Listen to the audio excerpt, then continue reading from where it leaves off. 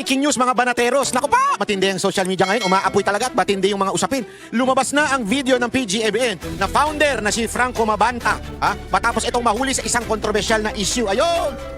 Ano kaya itong video na to?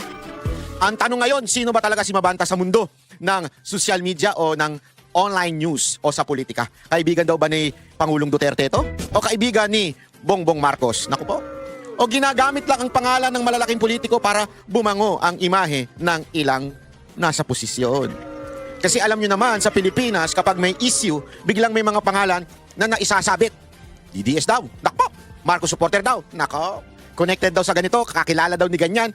Pero dito sa Banat Bay, hindi tayo agad kakagat sa mga chismis at fake news ni Auntie Claire. Hihimayin natin kung ano ang lumalabas, ano ang ebidensya, at ano ang palabok lang. Ang mas matinding tanong, bakit ngayon lang lumabas ang mga ganitong balita? May video pa? May detalye pa? Naku po, may tinatago ba?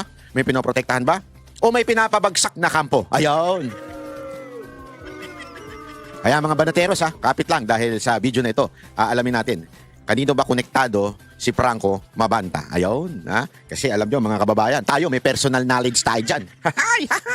Minsan na nating nakausap at nakasama yan si Franco Mabanta. Kung maaalala ninyo, ito ay dati na rin naging kaibigan. No? Kaya nga, sabi ko nga sa inyo huwag ko kayong papaloko basta-basta sa mga nakikita nyo sa social media. Dahil ako po, sabi ko nga sa inyo, hindi ako magsasalita nang wala akong first-hand information. Ngayong araw na ito, ipapakita ko sa inyo ang mga first-hand information. Ito talaga, totoong mga karanasan natin. Hindi isisiwalat ho natin, wala ho tayong poprotektahan. Yan ho ang katotohanan. Diyan tayo magpo-focus ngayon. Hindi ho dun sa mga chismax ni Auntie Claire. Dahil tayo, banateros isa lang naman ang ating pinanghahawakan. Mas pogi lang si Franco Mabanta sa atin, pero atin pinanghahawakan natin katotohanan. Hindi ho tayo pupunta sa kahit anumang chismis at masamang gawain dahil, ladies and gentlemen, what I can boast is my credibility. Kaya mga kababayan, kapit lang kayo dahil matinding usapin ito. Ngayong araw nga po mga kababayan ay nahuli daw, di umano, sa entrapment, etong si Franco Mabanta. Si Franco Mabanta ang sabi nila ay founder, sabi ng news po ito, founder at sabi din na siya din ang CEO ng PGMN. Actually, kung mapapansin niyo sa Banat Bay, never tayong bibihira tayong mag-share diyan. Naalala ko nung unang lumabas yung PGMN na yan. Alam ko meron akong isang na-share na kanilang mga topic. Pero nung nalaman ko at nabalitaan ko na hawak ito ni Franco Mabanta, ay hindi ko na po ito i-share. Bakit? Unya-unya ikikwento ko sa inyo. Wala po kaming samaan ng loob ni Franco Mabanta. As a matter of fact, pag nakikita kami niyan, nagbabatian kami niyan, kaya lang, medyo alam ko kasi yung karakas. Medyo, sabi ko nga sa inyo, tayo po ay maingat sa mga ganyan, lalo na yung pakikisalamuha. Halimbawa, katulad nung kay Madriaga, di ba? Yung kay Madriaga, yung mga pa-picture, delicates yan. Kaya ako, pagdating sa mga public gathering ng mga vloggers, ingat po tayo dyan kasi minsan nagagamit yan sa hindi tama. At ito na, katulad doon ito, yung mga pictures nagagamit ngayon. Pero ipapaliwanag natin kung ano ba yung mga picture na yun at saan ang gagaling yung mga picture na yun. Di ba? Kasi napaka-importante maunawaan natin ito para makita natin kung ano ba talaga ang konteksto. At bakit nahuli? Ano yung mga haka-haka na bakit nahuli siya? Sabi ni Franco Mabanta, sinet up lang daw siya. Sabi daw ay nangingikil daw. But for me, ito lang masasabi ko. Magmatsyag kayo. Politalak, usapang bayan, diretsong banat. Politalak. Ngayon, sasabihin ko sa inyo yung mga nangyari. Ikikwento ko sa inyo yung mga nangyari around these things. At kayo na bahalang mag-conclude, manghusga kung ano ang ano. Kasi it's not for me. Me, I will just present to you what I know, the evidence that we can get from social media. And it's up to you to conclude, is he a Duterte supporter or is he a friend of Marcos? O ito, panoorin mo natin ito munang pagkahuli sa kanya kasi napaka-importante ho nito. Ito, pasok. Estado ng mga ahente ng NBI ang founder ng media company na Peanut Gallery Media Network at 4 na iba pa. Dahil ito sa pangingikil umano kay former House Speaker Martin Romualdez kaugnay sa flood control scandal. Para sa update, magbabalita si Gio Robles. Gio, nasaan na ngayon itong 5 suspect? Cheryl, tama ka nga, iniharap na sa media kanina ng... Bibigyan ko kayo ng konteksto mamaya ng PGMN at saka ni Mabanta. Napaka-importante tsaka ni Romualdez. Ikikwento ko sa inyo. NBI si Franco Mabanta, ang founder, CEO, Pangulo ng Peanut Gallery Media Network, isang online media platform. Arestado sa entrapment operation ng NBI si Mabanta at 4 na iba pa dahil sa reklamong extortion kay dating House Speaker Martin Romualdez. Mismong ang representative ni Romualdez ang complainant ayon sa NBI. Sa press briefing na din ni NBI na nangikil humingi umano si Mabanta ng 350 million pesos kay Romualdez Grabe, no? kapalit ng hindi paglalabas ng expose kaugnay sa dating Pero alam mo, tataka ko dito, naka-freeze daw yung account niya. Ni Romualdez, di ba? Naka-freeze daw yung account ni Romualdez. Pero bakit nakapaglabas ng 350 million? O dito, 300 daw. Actually, baka 75 lang ito dahil sabi 4 na Gibbs. Wow. Para palang kotse yan, 4 na Gibbs.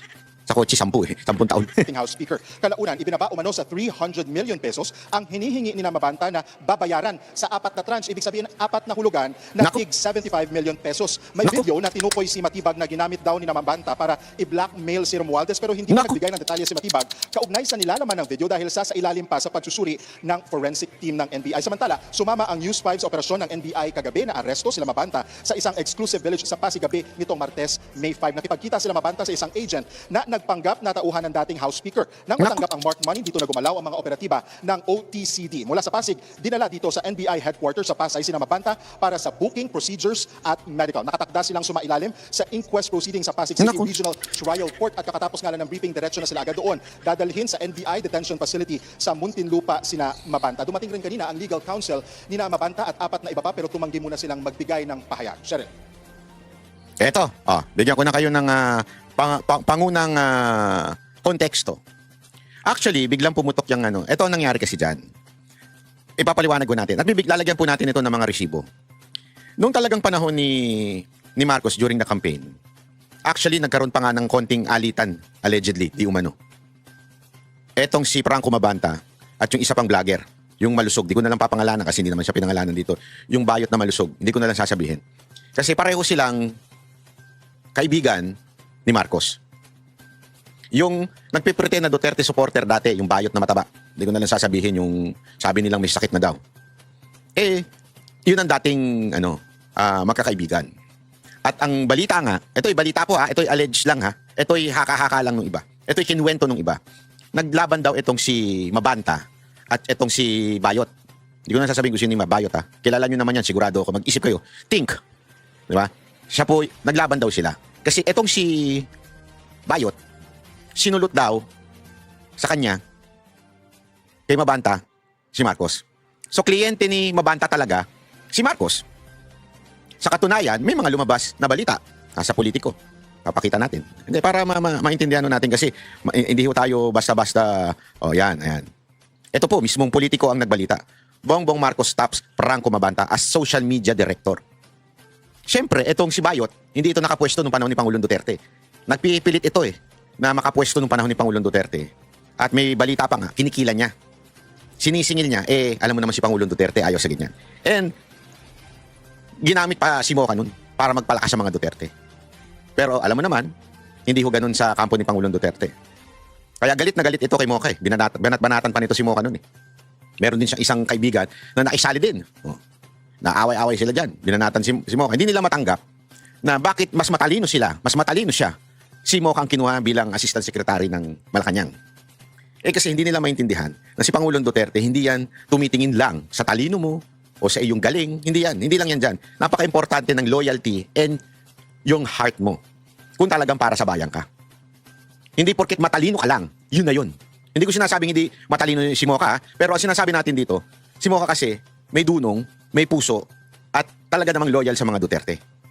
Etong si Bayot, wala talaga yan. Walang ano yan, political butterfly yan. Ngayon nga, kita nyo, namamayagpag ang animal, paldong-paldo. Kasi nga, noong time na yun, hindi siya nakapwesto kay Duterte. Ang nangyari, etong si Mabanta, eto na nga, nakasulat na mismo, social media director. Sinubukan niya ngayon, sumipsip dito sa mga Marcos, etong si Bayot. To the point na nabola niya ang mga Marcos. Kaya ngayon, na kay Marcos siya. Kaya ngayon, natanggal si Franco Mabanta sa mga Marcos. Ibig sabihin, para bagang pinili daw, di umano, allegedly, kwento ito, pinili daw ng mag-asawang Marcos, etong si Bayot. Huwag nyo na lang papangalanan si Bayot Alam niyo naman kung sa utak nyo kung sino si Bayot Kasi wala na yan lubog na yan Nabuking na yung kanyang Caracas, paldong-paldo na yan. Ngayon, di umano, ito si Franco Mabanta ay natanggal doon. Okay, ibig sabihin nawalan na, ayan, nakasulat naman eh. Hindi ko na kailangan magsinungaling. O ayan, no? Nakasulat na po eh. Siyang social media director. And it was the time na may plano itong maging presidente ito si Marcos eh. Noon pa lang yan, panahon pa ni Pangulong Duterte yan. So binibuild up nila yan. Kaliwat kanan sa kanila nang gagaling yan. At yung mga bataan yan, yung mga kaibigan yan, makikita nyo sa mga picture, di ko nasasama. Di ko nalang ano dito, lumabas din ng picture sa social media. Kung saan nandun si Bongbong Marcos, nandun si Lisa Marcos, nandun si Franco Mabanta, at iba pang mga vlogger. At nandun din si Mocha. And we are witness to that. Nakita natin yun. Alam natin yan. Pero, takang-taka sila. Kasi, si Mocha, hindi nag-Marcos noong 2022, sorry. Ito, kwento niya. Totoong kwento to. Sa katunayan, medyo si Mocha lang ang lumipat, umalis doon sa mga nandun. Kung mapapansin ninyo, hindi ko na lang sasabihin kung ano yung picture na yun, pero nakikita nyo na yun sa social media. O kung alam niyo i-post nyo na yun dito. Lahat ng mga vlogger na naandoon ay nangampanya noong 2022 kay Marcos. Si Mocha lang hindi. Bakit? Kasi nag-uusap kami ni Mocha noon eh. Siyempre as an advisor, chief of staff niya, as a manager niya dati, nakikinig sa akin yun. At sinabi niya nga sa akin, hindi daw niya malunok na magiging presidente si Marcos. Kasi, tandaan niyo kahit ako, pumunta po ako sa bahay ni Marcos mismo. Based sa nakita namin, based sa narinig namin, sa tingin namin hindi kaya maging presidente nito. Malayong malayo sa karakas ni Pangulong Duterte. Kasi kami naman, open kami. Kung sa tingin namin magaling itong kandidato na to, why not Poknat? Di ba? Kasi para sa bayan kung makakatulong sa bayan. Ang problema, nakita namin, hindi siya pasok doon sa mga kategoryang gusto namin. Kaya hindi kami nag-Marcos doon. At doon sa picture na yon, si Mocha lang atang hindi nag-Marcos doon. Lahat. Nagtaka nga sila kasi parang akala nila magma-Marcos. Ang hindi nila alam kasi kami, talagang solid kami Duterte. We listen to President Duterte. And we asked the President before nung 2022 election, we asked him, ano ba talaga ang lagay nito ni Marcos? And kinwento sa amin ni Pangulong Duterte kung sino talaga si Marcos. Kaya before ba naglabasan niya mga bangag, alam na po namin yan. At naniwala kami kay Pangulong Duterte. That's why we didn't campaign for him in 2022. Etong si Mabanta, ang sabi, natanggal daw dahil sa kagagawa ni Bayot. Ano kinaugnayan ngayon? So, along the way, nag-disappear ito si Mabanta. May mga bali-balita na due to, balita ito ito ay alleged lang, due to some health issues, kaya nawala ito si Mabanta. Sabi nila, we do not know. Basta nawala siya sa vlogging scene. Nawala. Tapos biglang suddenly, nag-appear yung PGMN. So we didn't know kung sino yung PGMN. Kasi halatang funded yung PGMN. Ibig sabihin, hindi funded. I'm not saying na someone is funding them. What I'm saying is may pera sila. Ibig sabihin, kasi malakas yung, yung kanilang studio, may opisina. Hindi sila yung mga vlogger na kumuha ng camera, kumuha ng cellphone, tapos ng video. Hindi ganun. Talagang organized. As a matter of fact, meron pang isang host doon na gumagaya kay Mocha. Yung style niya, ginagaya si Mocha. At marami nagsasabi niyan. Kaya lang, sabi ko nga kay, sa mga taong nakakausap ko, always, lagi ko nakakausap to, maging wise kayo. Always let time be your friend. Dapat yung panahon. Dahil ang panahon will reveal the true colors of a person or persons o mga groups. Bakit? Nung nabalitaan namin yan, di umano daw na ang nasa likod ng PGMN ay si Franco Mabanta. Medyo na kami. Sabi ko, bakit all of a sudden nabuo bigla ito nung nawala siya after tapos bigla nabuo ito? Anong agenda nito? Tapos yung tinitingnan namin, ito observation lang ho ito. Ito observation, not fact. Nung tinitingnan namin, banat ng banat sa mga Marcos pero hindi bumabanat kay Romualdez. Nagtataka kami ngayon, sabi ko. Maraming mga vlogger na nagtataka. Yung mga dati rin niyang kasamahan nagtataka rin. Hanggang meron nagsabi sa akin, di umano, ay ito daw ay okay? Allege. Ito daw ay hawak ni Romualdez. We do not know kung totoo yun. As a matter of fact, never ko nilabas yun. Kaya nung nabalitaan ko ito, nagulat ako. What is this? Kabayong buntis. Ano to? Di ba parang, akala ko ba yung bali-balita, yung chismis na kinikwento na hawak daw ito ni Romualdez, biglang eto lumabas. Na tila kinikikilan daw si Romualdez. Kinikwento ko sa inyo yung nalalaman ko. Kinikwento ko sa inyo yung buong picture at chismisan sa social media, lalong-lalo na sa mga vlogger. Ngayon, eto, naglabas si Auntie Claire ng video. At ang lupit ng video na ito, papakita ko sa inyo. Para mabigyan ko kayo ng konteksto. Para masabi ko sa inyo kung ano ba talaga ang nangyayari. Kasi importante ito eh. Wait lang Asan na yun? Bakit di ko nilagay? Ay, sorry, hindi ko ata nilagay. Andali, ano ko, hanapin ko lang. Yung kung saan aha. Ito. Magandang Yan. hapon, Yusek. Okay. May Yan. reaction po Importante pala yan. sa pagkaka-aresto kay Franco Mabanta, PGMN founder, kaugnay dito po sa extortion case sa dating speaker. Huwag kayong kukurap ha. Maganda tong video na to. Ipapaliwanag ko sa inyo yung picture. Kasi alam ko yung picture na yan eh. Okay? Alam ko yung picture na yan. Kaya huwag kayong kukurap. Ang nais naman po ng Pangulo sa lahat ng pagkakataon, managot ang dapat na managot. Kung mayroon po silang dapat na panagutan, kung mayroon po silang ginawang krimen, dapat lamang po nilang itong panagutan. Pero definitely, kailangan po ng due process sa lahat ng bagay. Follow up po, kilala po ba siya ng kilala po ba siya ng Pangulo dahil sinasabing may papel daw tong si Mabanta dun sa online political campaign? Kilala daw ba siya ni Marcos? Yan ang tanong. Etong si Yusek Castro, bago lang to eh. Wala tong alam. Hindi to kasama nung panahon na nangangampanya si Pangulong Duterte, panahon naging presidente si Duterte, panahon na naging presidente si Marcos, panahon na nangangampanya si Marcos. Wala pa itong Yusek Castro na to. Nagmamagaling ito. Yan ang una. Kasi bakit? Dating anti-Marcos ito eh. Naging Marcos loyalist na lang ito nung naging nung na-hire na siya. Recent lang yun, 2 years ago, 1 year ago. If I'm not mistaken. Pero wala ito sa eksena nun. Kasi kilala namin ang bawat isa. Lahat po ng mga vlogger, OG po kami dyan eh. So alam ko kung sino-sino talaga yung, eto, Duterte loyal to. Eto, political butterfly to. Alam namin, kilala namin. Kaya ang dami ngayon, sa totoo lang ha, wag ko kayo magagalit, napakaraming vlogger ngayon ginagamit lang ang mga Duterte para sa sarili nilang channel o vlog. Para lumago. Kasi nakita nila, madami ang Duterte supporter. At minsan, madaling malin lang yung iba. Kaya ang dami dyan, Marcos loyalist naman. Pero sa totoo lang, dahil nakita nila, uy, malakas ang Duterte doon tayo. Hindi mga OG yan. Kilala ko yung mga OG, o sabihin natin mga original, na lumipat sa Marcos, tas bumalik. Wala namang masama doon. Kasi mali mo, na-realize sila na nabudol talaga sila. Pero kilala ko talaga yung solidong Marcos, tapos nung malalaglag na si Marcos, lumipat na. Alam kasi nila ang galawan sa social media. Ang pakialam nila, yung content and views, dahil doon sila kumikita. Not really because they are fighting for our country. Campaigns noon na sumusuporta kay Pangulong Marcos. Hindi po siya kaibigan ng Pangulo. Anong karapatan mong sabihin yan? Wala ka nga nun eh. Hindi siya kaibigan daw ni Marcos. Mamaya ipapakita natin yung mga picture na nagpapatunay na kaibigan ito ni Marcos. At ipapaliwanag ko yung bawat picture. Hindi lang basta ipinost. Yung konteksto ng picture na yon. At eto, sinasabi niya, hindi daw siya kaibigan. This is totally a lie. Alam ng lahat ng mga political vlogger na matagal na nagbablog since 2015, 13, 14, alam nilang lahat at alam naming lahat na si Mabanta ay malapit sa mga Marcos. Hindi ka nga makakalapit noon kay Marcos, kaming mga vlogger hanggang hindi dumadaan sa kanya. Kaya wag mo kaming ululin. Wala kang alam. Yan ang totoo. Wala kang alam. Kami, ilang beses na po kami nakapunta dyan nung panahon na sila hindi pa presidente. At alam po namin, ang contact po namin noon mismo, ay itong si Mabanta. Wala po ako sinasabing masama. Ang sinasabi ko lang, sigurado kung kaibigan ni Mabanta, si Marcos. At may mga picture yan. Pero mamaya na yan, ito munang picture na pinakita niya, ipapaliwanag ko sa inyo. Pero siguro mas nanaisip ko po kung ito po ang inyong itatanong dahil ito po ay mismong pinost ni Franco Mabanta. Tingnan niyo yan.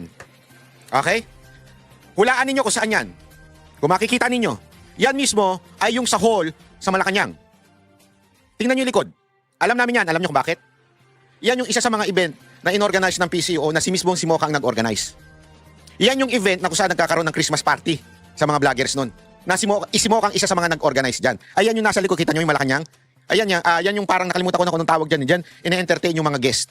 At yan hindi naman tinatago. Yan talaga yung panahon na Pangulo na si Pangulong Duterte. Okay? Ipapaliwanag ko pa. Yan ay lahat po ng mga vlogger, imbitado ho dyan na sumusuporta. At alam ko, nung time na yan, nanliligaw.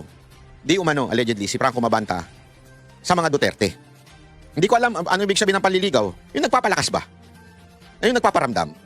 Since kaibigan naman namin yan, why not pumunta? Kung if you are saying that you are do you want to meet the president? Why not? Kasi nung panahon ni Pangulong Duterte, maraming mga lumalapit kay Moca na gusto makilala si Pangulong Duterte. At sinasabi namin, Mr. President, ito, katulad nung, naalala nyo yung mga ETA, si Moca nagdala dun.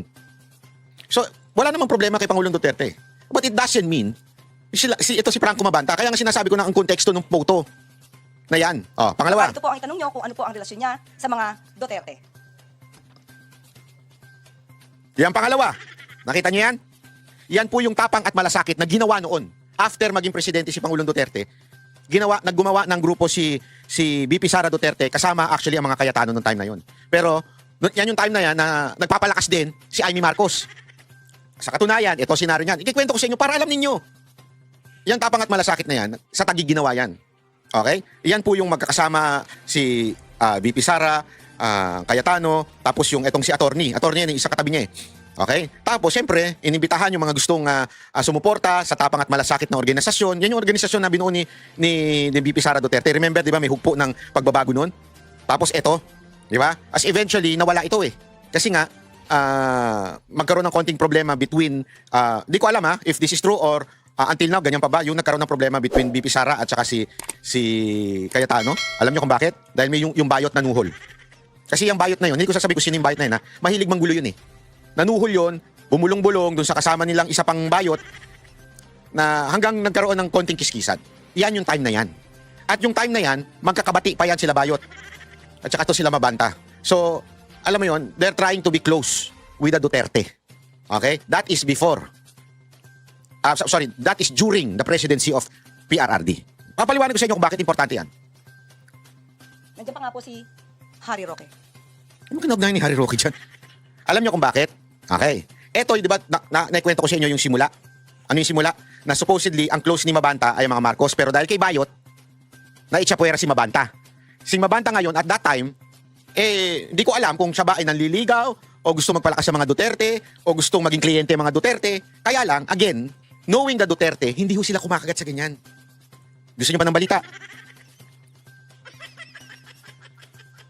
Merong isang vlogger na yung pangit, yung gawang itsura niya. Nakakala mo pa social pa English. Di ko lang sasabihin ko ano pangalan. Na ngayon, kulang na lang higupin ng puwet ni Romualdez. Oh, pasosyal yun, pero pag nakita mo sa personal yun, ako, puwantindi ng filter nun sa social media.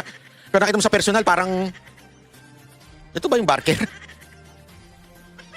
Hindi ko naman nilalait yung mga barker pero, basta, iba yung kanyang presentation sa social media, pasosyal siya, pero sa totoo lang, jolog yun, squammy yun. Alam nyo ba na, lumapit din yun sa mga Duterte at naniningil ng 2 milyon kada buwan? At dahil doon, turn off si Pangulong Duterte. At dahil doon, ban sa Malacanang yun. Namit niya na yun, may makikita yung picture niya, kasama yun. Ban na yun sa Malacanang. Bakit? Kasi nga, ayaw na ayaw ng mga Duterte ang ganyan. Yung naniningil, ginagawa silang kliyente. Dahil sa kanila, ito nga ang problema sa mga Duterte. Sa totoo lang, hindi sila yung typical politician na they would hire social media vloggers, trolls, just to defend them. Maniwala kayo sa hindi nila gagawin yan. Kaya nga kaliwat kanan ng tira sa kanila eh. Nung panahon na si Pangulong Duterte ay presidente, sa PCO, eto kaalaman ko din ito, merong budget ang mga media under PCO. PCO pa dati. Eto, naku, ayoko na lang magsalita. Tinanggal ni Pangulong Duterte yun. Yung quote-unquote mga allowances, pabaon, palibre, pa-laptop, pa-NMAX ng Malacanang. Kaya, ultimong mga media na nasa loob ng Malacanang binabanatan siya.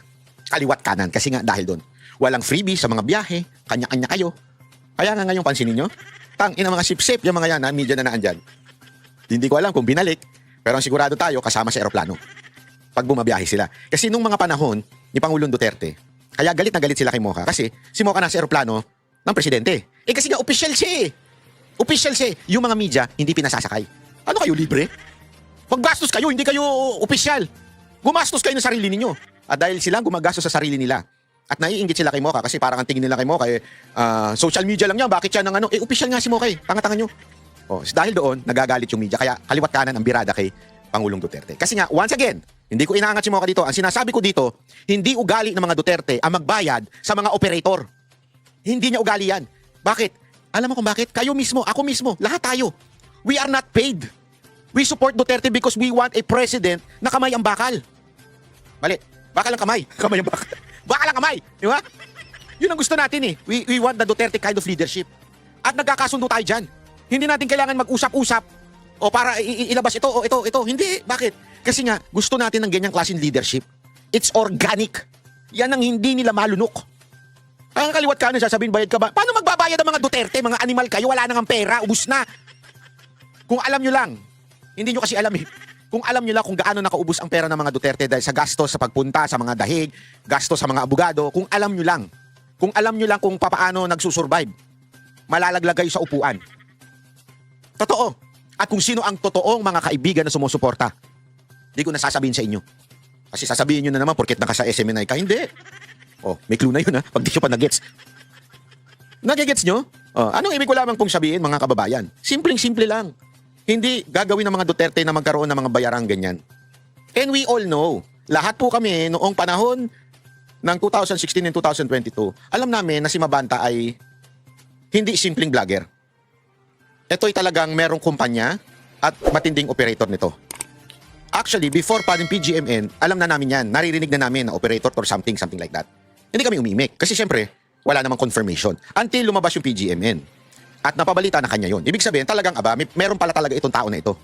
Hindi lang pala ito yung, ang tawag dito, yung social climber na naka-Amerikana lagi. Hindi pala ganun. Talagang meron siyang malaking kumpanya, PGMN, nakita nyo naman yun, ang lakas ng, ng paggawa nila ng mga content, mga online, at talaga may studio.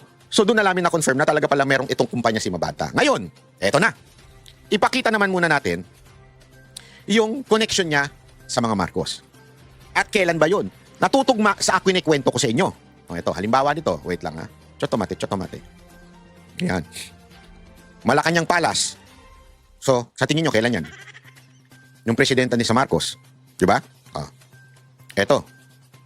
February 26, 2018, Makati, Philippines, South Forbes Park. Kanina yan? Sa bahay mismo ni Marcos. Nakapuntahan po tayo dyan. Pero hindi ko nakita yung aso. Pero sa bahay po mismo yan ni Marcos. Ayan na, nakasulat na. Oh. Sa Forbes Park. Diba? Doon siya pumupunta mismo. 2018 ha? Ito yung mga panahon na sila pa ang close. Hindi pa si Bayot. Okay? Ito.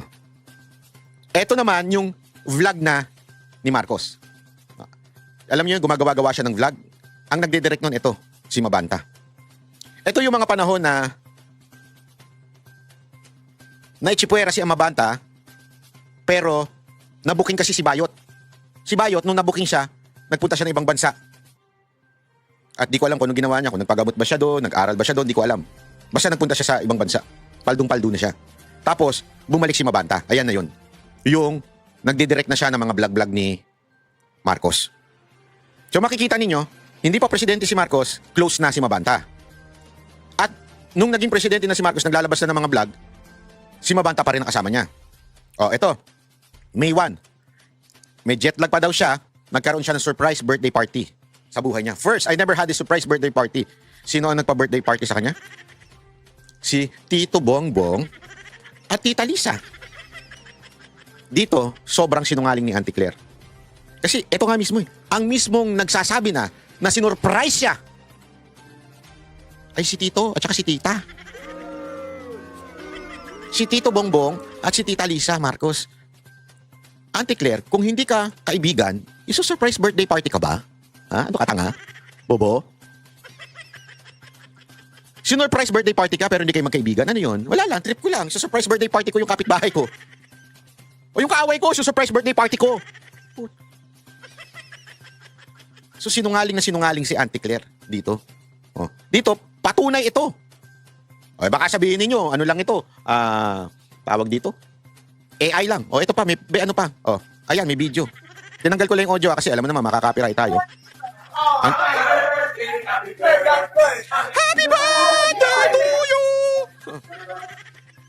Sino pa yayakap? Oy, may yumakap pa. Sino yon? Sino yung yumakap na yon? Ayun. Ito. Ayun. Sino yan? Ayun. Sino yon? Maliit na yon. Anak ba yan? Ayun. Sino yon? Sino dito? Hindi kaibigan, niyayakap? Auntie Claire, hindi kaibigan, niyayakap? Ano kayo? Yakapin mo nga yung kapitbahay mo, hindi mo kakilala?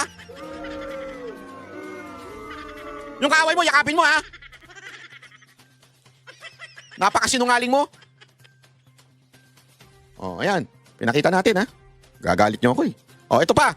January 8, 2018. Is with Sandro Marcos. Hindi lang pala ang tatay ang kaibigan. Ano namang kaaway niya yan? Tandaan ninyo, that time, malamang sa malamang, si Sandro Marcos ba congressman na yun? O noong 2025? Hindi, alam ko congressman na siya yan eh. Hindi pa pala, sorry, hindi pa pala. 2022 pa pala. Okay, 2022. Pero isipin niya, noon pa lang, magkaibigan na sila. Ito pa. O, yan. Belated happy birthday to my brother, Sandro. Uy, brother pa pala. Hindi pa pala kayo magkaibigan. Kapatid pa ang turing mo sa kanya. Grabe, no? Saan to? Sa London. London Bridge. 2019. So, ibig sabihin, hindi po state visit yan ni Marcos kasi hindi pa siya presidente niyan. So, nakikita na sila nung anak ni Marcos pero hindi sila magkaibigan. Hindi sila magkaibigan. Okay? Hindi po sila magkaibigan. Sila po'y magkaaway. Sabi ni Auntie Claire, di daw sila magkaibigan. Oh, ito pa. Ito, sa Malacanang na ito. Yung, nandyan pa yung buhay pa si Enrile noon. Oh. Kailan ito? Ito rin yung panahon na na presidente na, hindi, 2021.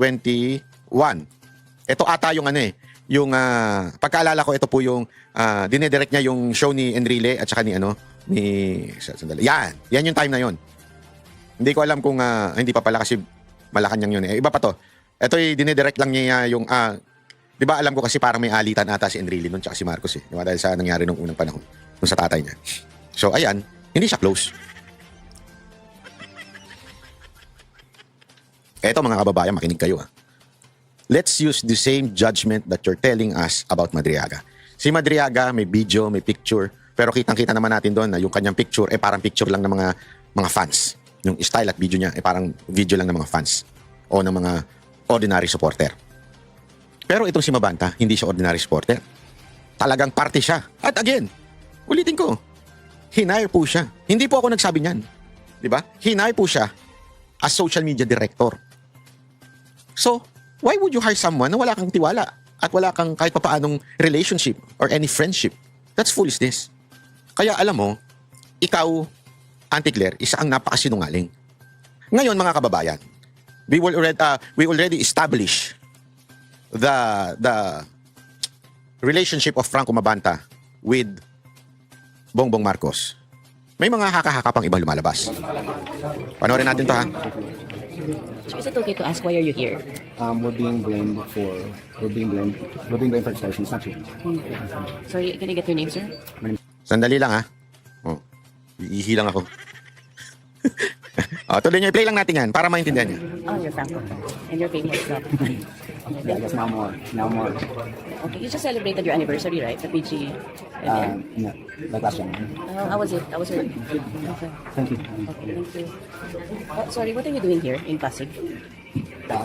I'll discuss it later. Okay. Thank you. Just double checking. Sorry, I just got information that you were extorting money from Speaker No, we weren't Romualdez. extorting. We were not extorting. Okay, you were asking for 350 million pesos, is that true? No, we weren't extorting. But is it true you're going to do an episode about corruption? We weren't extorting anyone. No, I mean, are you really going to do an episode about corruption? We're not extorting anyone. I'm sorry, my question was about an episode on corruption. Are you going to do I'll that? wait for my lawyers to arrive. All right, thank you. Thank you. Wait, Daming pera. Kala ko naka-freeze. Kala ko ba naka-freeze yan? Bakit daming pera?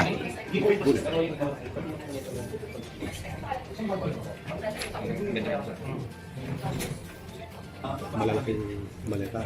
Tapos, Na-observe ko doon sa pera, hindi ba peke? Joke lang ha. Kasi, bakit parang malutong, parang press na press galing sa microwave? Parang galing talaga sa bangko, no? Ang lupit! Bakit ko sabing press na press? Ibig sabihin, bagong kuha. sumunod sila kay dala nila yung original na pera. Yung pagdating dito, siyempre, Pakita natin ngayon yung press ko ni NBI. Kasi may problema ako dito. Sa totoo lang. Ako, eto ha, sang-ayon ako sa ginawa nila ng NBI. Kung ito'y totoo. Kasi again, marami nagki-question na scripted lang daw ito, ganyan-ganyan, bla bla bla. Ako sa tingin ko, hindi naman siya scripted. Sa tingin ko, totoo. Kasi malamang sa malamang, dahil nga sa pagkaalam ko at pagkakilala ko sa mga taong involved, mukhang may nangyari talaga. Ngayon, let the court decide kung there is a true, masasabi nating extortion. But again, assuming that there is a true extortion na nangyari. Diba? Let's presume regularity on this. Let's presume na okay, totoo, tama. Sana lang, NBI Director, hindi lang yan ang ini-entrap nyo. Dahil napakarami dyan na mga dating squamming vlogger na sumusuporta at naninira, sumusuporta kay Marcos at naninira kay VP Sara Duterte, na dating mga squammy, nang bubugbog pa ng jowa. Oh, bakit? Yung jowa niya, dating Mocha Girls eh. Yung isang vlogger nila? Insecure nga yung vlogger na yun sa akin, lagi kong binabanatan eh. Alam mo kung bakit? Yung jowa niya, idol ako. Kasi, kawawa ka naman, Brad. Mantakin mo matutulong magsisiping kayo tapos idol ako ng jowa mo. Pututoy mo siguro gayaan. Ha? Hindi, pero wala akong sinasabi, wala akong relasyon sa ano. Kaya lang, ako yung idol niya sa pagbablog. Believe siya sa akin, tapos sa'yo hindi. Ay, nakadiri yun, ano? Mantakin mo, galit na galit ka dun sa kakaway mong vlogger, tapos yung jowa mo, iniidolo yung vlogger na yun. Kaya mo ba siya binubugbog? Hindi, nagtatanong lang ako, kasi pumapasok yung dati may mga pasapasa eh. Sabi niya, binubugbog mo daw eh. Sinasaktan mo daw. Sabi ko, di ko na problema yan. Mag-report ka sa pulis. Bakit sa akin nga nagre-report? Kaya hindi ko binabanatan yan. Bakit? Nagpapasikat yan. Ingit na ingit yan. Nanggagaya nga yan. Iskwami yan eh. Sa totoo lang ha. Iskwami yan. Ngayon, mayaman na daw siya. Sabi niya. Aba, hindi sige. Kaya nga sinasabi ko, ang challenge ko sa NBI, tama yung ginawa ninyo. Ako, wala akong tinatago. Tama yung ginawa ninyo. Kung sino man ang binabayaran, whether, sino man, sorry, not binabayaran. Binabayaran, kung sino man nag-extort, naniningil, nangingikil, gumagawa ng illegal, whether nasa Duterte camp yan, sa Pinklawan camp, o sa Pulahang camp, hulihin niyo yan. Agree ako dyan. Todo yan. Hanga ko, sasaludo ko sa inyo. Sasaludo ko mga NBI sa ginagawa nyo. Lahat ng mga gumagawa ng kasamaan na vlogger, hulihin ninyo. Tama yung ginagawa ninyo. Ako sangayon ako dyan. Pero sana sa akin lang, NBI Director, maging patas ka.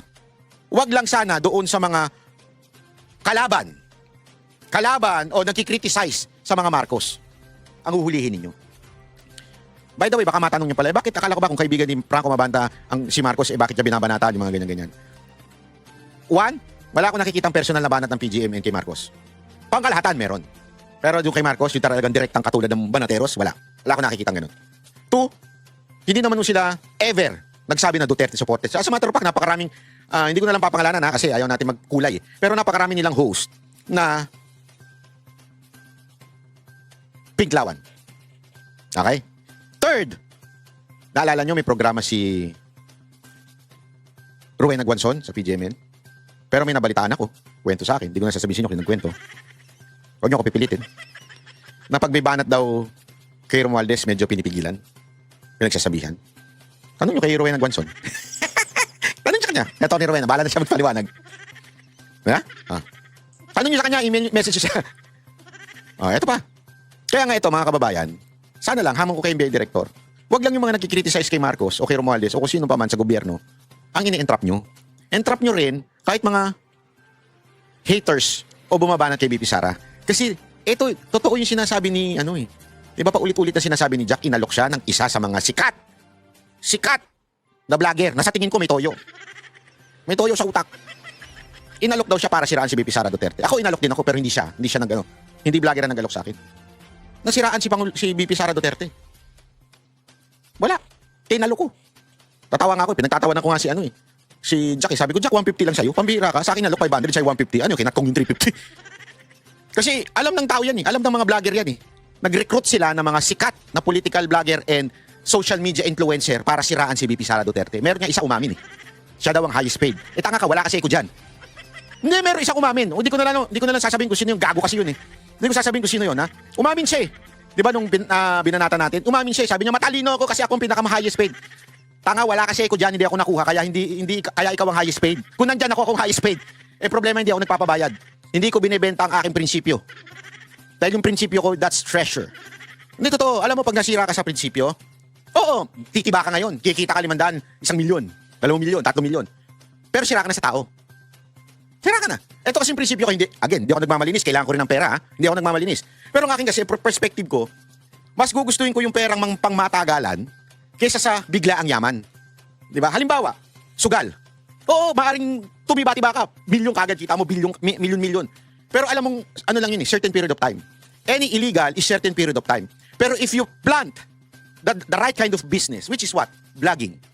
And what is the number one criteria for a vlog na tumagal at maging malakas? Credibility. That is number one. Kaya yun ang pangahawakan ko. I would rather stay na kumikita ng unti-unti, pero continuous. Hindi mapuputol. Paano yung mga nagpabayad? Sunog na yan. Kikita ka lang 6 years ni Marcos. After that, nga ka. Sa tingin mo, babayaran ka pa sa susunod? Hindi na. So, yumaman ka within that 6 years, but after that, wala ka na. Eh, yung mga hindi nagpabayad tulad namin, oo, hindi man ganun kalaki kita, nakatulad ninyo, pero at least, continuous kami. Kahit sino maupo, dahil meron kaming credibility, continuous ang aming YouTube account, Facebook account, continuous kami. May credibility. Again sinasabi ko lang. Bakit? Kasi nga, yan yung pinagkaiba ng isang totoong vlogger at saka sa mga vlogger na nagpapabayad lang. Yung mga squammy vlogger. Na ngayon ay binabanatan si VP Sara Duterte. Kaya nga sana ako, I'm appealing to the NBI. Tama yung ginawa ninyo, kung totoo yan sinasabi ninyo, kung totoo tama yung ginawa ninyo, para talaga matanggal yung mga madudumi, bulok. Kahit sabi ko nga sa inyo, kahit na nasa kulay, sa tingin ninyo nasa kulay namin, hindi. Kasi sa totoo lang, ang totoong mga original at saka mga legit Duterte supporter, hindi gagawa ng ganyan. Hindi ibebenta ang kaluluwa. Hindi gagawa ng katarantaduhan. Yung mga tunay. Kasi bakit? Kaya nga namin gusto ang mga Duterte kasi we are fighting against corruption, against crime. Bakit kami magpapakorrupt itself? That's hypocrisy. You understand? That's precisely what we are fighting against. Corruption, tapos magpapakorrupt kami. Hindi kami katulad ng mga dilawan at pinklawan at mga pulahang pera-pera. Hindi kami ganun. Kaya, tama yung ginagawa nyo. Sunugin ninyo, ikulong ninyo yung mga corrupt na vlogger. Kahit ano pa kulay niyan. Pero sana naman, Director Matibag, sana naman, pati yung mga binabayaran para batikusin si VP Sara, para gawa ng fake news si VP Sara Duterte, yan din, entrap nyo rin yan. Huwag lang yung bumabatikos kay Marcos. Kasi that's really unfair. Pero sabi nga nila, banat ba, kailangan pa bang ispelingin yan? Kailangan pa bang memorize yan? I-memorize mo yan? Hindi mo na kailangan memorize yan. Talagang bias na yan si Director Matibag. Yan ang sabi ng mga netizen. Sa akin, mali mo, makonsensya, magising.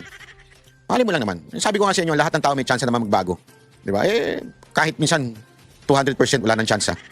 Mali nyo lang. Di ba? Ako nananawagan ko kay NBA Director. Entrap nyo rin yung mga binabayaran para siraan si VP Sara Duterte. Entrap nyo rin yung mga witness na kinukuha, na mga peking witness na kinukuha labanan si VP Sara Duterte. Alam nyo kung sino yan At alam nyo kung sino handler niya mga witness na yan. Huwag nyong sabihin. Yung iba senador, yung iba dating senador. Na nagre-recruit ng mga fake witness para maglabas ng fake news sa mga Duterte. Entrap nyo rin yan. Kasi kung hindi nyo kayang i-entrap yan, wala pala kayo. Mga politiko lang. Politiko ka lang pala. Talaga. At sabi ko sa sa'yo, after 2028, pupulutin ka sa pupulitin ka sa kangkungan. Kasi bakit? Wala ka na sa posisyon Malamang, kasuhan ka ng mga kinasuhan mo o mga siniraan mo o mga nilabanan mo. Ako, hindi ko alam. Kasi di naman wala akong personal na galit dito kay Director Matibag. Hindi. Ako, doon lang ako sa pagtama, palakpakan, pagmali, banatan. Kaya nga sabi ko sa inyo, pinupuri ko yung mga ibang NBI director na nag-entrap dyan. That's good. That's good. Okay yan. Para talaga malantad, gusto yung mga bulok. Kahit ano pa kulay niyan. Basta malantad, okay sa akin yan. Pero sana, totoo. Kasi pag hindi totoo at scripted na naman yan, ako po, patay tayo dyan. Mabubuking kayo. Tandaan ninyo any kasinungalingan na gawin ninyo, mabubuking kayo eventually. Bakit? Sino nagsabi dyan? Biblia ho nagsabi niyan. Ang Panginoon ho. Ang nagsabi niyan. Nasusulat ho yan. Ano ibig sabihin na nasusulat? Pag nasusulat, matutupad. Diba? Sabi nga dun wala doon na salitang hindi matutupad. Sabi ng Biblia. At sinabi ng Biblia, anything that is hidden will be disclosed. Lahat ng sikreto may lalabas. Maybe not now. Maybe after 2 years, after 3 years. But lahat ng sikreto may lalantad. Kaya kung nagsisinungaling kayo sa sitwasyon na ito, antayin ninyo malalantad. Okay? By the way, how many days na lang? Monday, Tuesday, Wednesday. -4. 9 days na lang kung hindi ako nagkakamali. Didilaan na ni Trillanes at saka ni Torre yung aeroplano ni Pastor Kibuloy. Kasi di ba may hamon ng KOJC sa kanila na didilaan yung aeroplano pag hindi nila napatunayan na kay Pastor o kay Pangulong Duterte yung mga aeroplano ng KOJC at mga helicopter. Pag hindi nyo napatunayan ang hamon ng KOJC, dilaan nyo. Polly Talak.